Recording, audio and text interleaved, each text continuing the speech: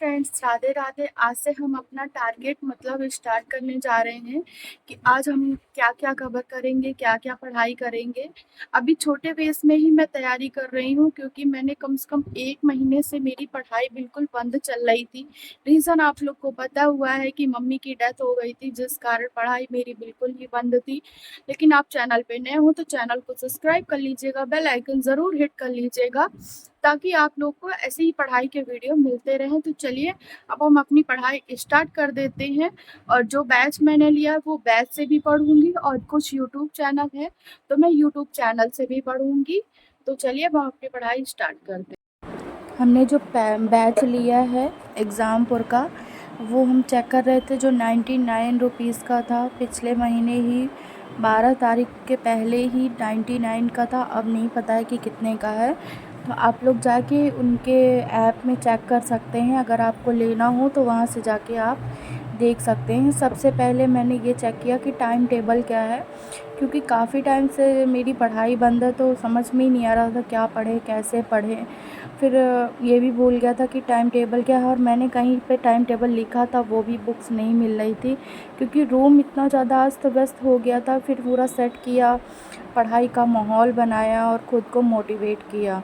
तो फिर इसके बाद इतने सारे सब्जेक्ट हैं इसमें, फिर मैंने सोचा कहाँ से स्टार्ट किया जाए, क्योंकि आज पहला दिन है तो कुछ ऐसा लग रहा था कि सारा ऊपर से जा रहा है, सारा ध्यान मम्मी की तरफ ही खींचा हुआ चला जा रहा था।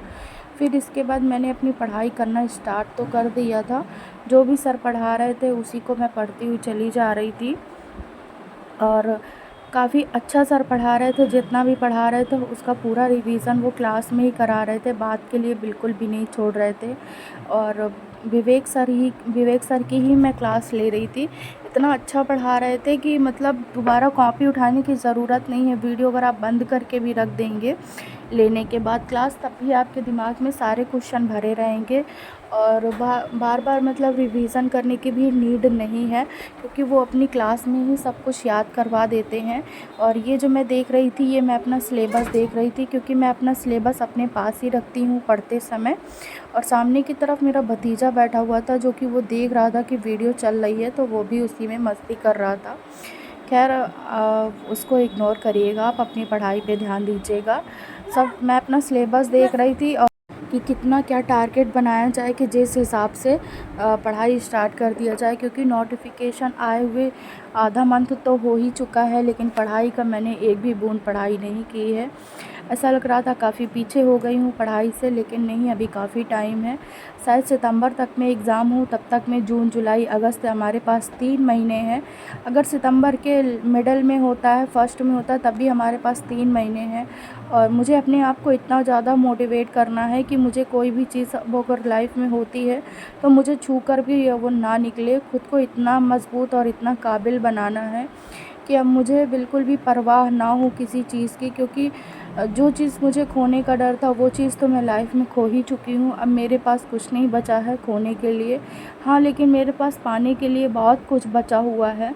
तो मैं अपना जितना भी टाइम है सिर्फ अपने पाने में लगा दूँगी, क्योंकि अब ना ही पापा हैं ना ही मम्मी हैं। तो अब यही है कि लाइफ में अपना एक लक्ष्य मुझे निर्धारित करना है। पहले ये था कि मम्मी की देखभाल करनी है, उन्हीं पे ही सारा समय चला जाता था और कुछ पढ़ाई पे चला जाता था। जो लोग मेरे साथ कंटिन्यू बने हुए हैं, वो लोग मतलब जो लोग वीडियो देख रहे थे उनको पता हुआ है मेरी कंडीशन। काफ़ी अच्छे टाइम से मैं पढ़ रही थी, मतलब अच्छा टाइम दे रही थी अपनी पढ़ाई को, 8 घंटे 10 घंटे पढ़ाई दे रही थी टाइम। आज ऐसा टाइम आ गया है कि मैं अगर थोड़ी देर भी बैठ के पढ़ लेती हूँ तो ऐसी थकान लगती है, लेकिन फिर भी मैं उस थकान को और अपने शरीर के दर्द को और जो मानसिक तनाव चल रहा है उसको साइड में रखते हुए मुझे जो मेरा कीमती समय गुज़र रहा है मैं उसको पकड़ूंगी, क्योंकि अब ये जो समय चला जाएगा वो पलट के नहीं आएगा।